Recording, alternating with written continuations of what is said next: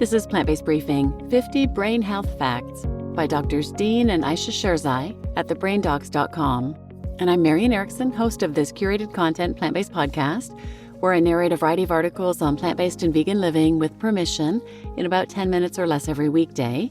And today's article is longer than that, so it's a two-parter. I'll read part one today and tune in tomorrow for the second half. And I'm so glad to have permission from Drs. Dean and Ayesha Sherzai, the Brain Docs, to share their content. This episode is a little bit different. It's not all necessarily about plant-based living, but Dean and Ayesha Sherzai's focus is on lifestyle medicine and the science, the neuroscience behind it. But I just found it all really interesting and wanted to share it with you.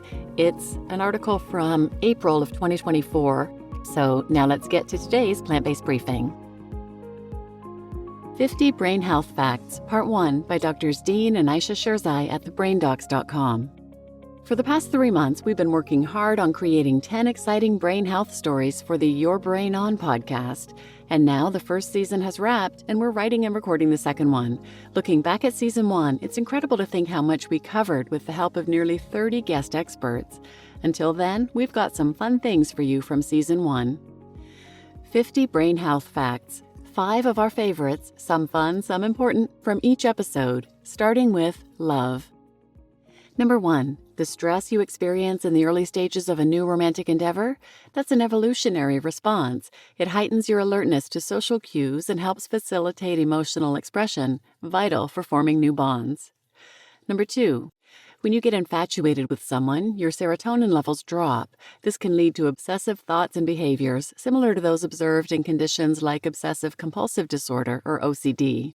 3, when you experience the extreme emotional stress of a breakup, your heart can literally change shape.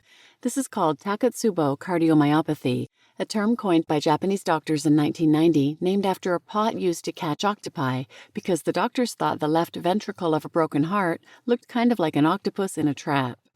Number 4, falling out of love can evoke physical pain, as observed through MRI scans showing brain activity in regions associated with experiencing physical discomfort. Number 5, support from friends and family during heartbreak aids in recovery by providing comfort and encouragement, leveraging our neuroplastic ability to find solace and build new connections. Brain health facts about sugar.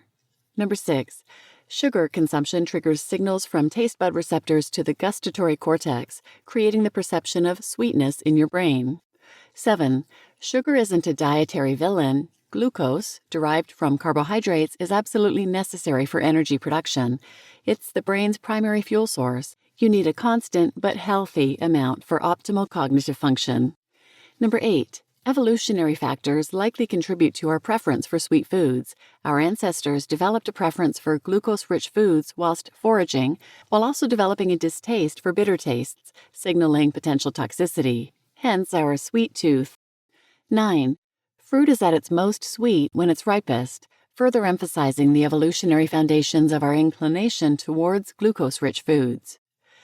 Number 10, excessive sugar consumption in modern diets, coupled with a lack of fiber, leads to spikes in blood sugar levels, damaging blood vessels in the brain and hindering oxygen delivery, resulting in cognitive issues like brain fog.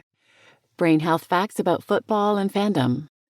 Number 11, watching sports with fellow fans activates your brain's reward systems, releasing neurotransmitters like dopamine and oxytocin, and giving you a sense of belonging. 12, the neurological systems which help us feel empathy can transport us into the minds of players as we watch, influencing rushes of joy or pain based on our team's performance. 13, physiological reactions to sports events, such as increased heart rate and sweating, are tied closely to the limbic system, where emotions are processed. 14, a 2012 study involving Spanish soccer fans showed that sporting events can elicit hormonal responses, impacting factors like blood pressure and energy mobilization. 15, the stress response to sports events activates the sympathetic nervous system, enhancing focus and attention, akin to the body's preparation for fight or flight situations. Brain health facts and dreams. 16. You might know that dreams happen most during the REM or rapid eye movement stage of sleep. Scientists who study lucid dreams have used these eye movements to prove whether people really can control their dreams. By giving people predetermined eye movements to make while asleep, researchers can figure out the validity of people's claims that they can remain lucid while dreaming. 17. REM sleep is characterized by decreased activity in the prefrontal cortex, allowing for uninhibited thought processes and supporting creative problem solving. So when you say you're going to sleep on it, there's neuroscience backing you up. 18. REM atonia is a form of paralysis which helpfully prevents you from making physical movements while you sleep. So if you dream that you're playing tennis, for example, you don't actually swing an imaginary tennis racket in bed. 19. Does cheese really give you weird dreams? Well, it's the dairy we tend to eat closest to bedtime. Think pizza, lasagna. And many of us aren't very good at digesting dairy. If your body is working hard at digesting something, you'll sleep lighter, so you'll be more likely to remember your dreams. It's not that you're necessarily dreaming more, it's that you're recalling more. 20. Dreams do indeed reflect the anxieties and stresses of waking life, not so much in a directly literal way, but certainly in an abstract manner. Brain health facts and lobotomies. 21. In retrospect, lobotomies were obviously a dark mark on medical history, but there was a time when they were believed to be a freeing alternative to life in dismal mental institutions. 22. One of the most famous people who underwent a lobotomy was Rosemary Kennedy, sister of President John F. Kennedy.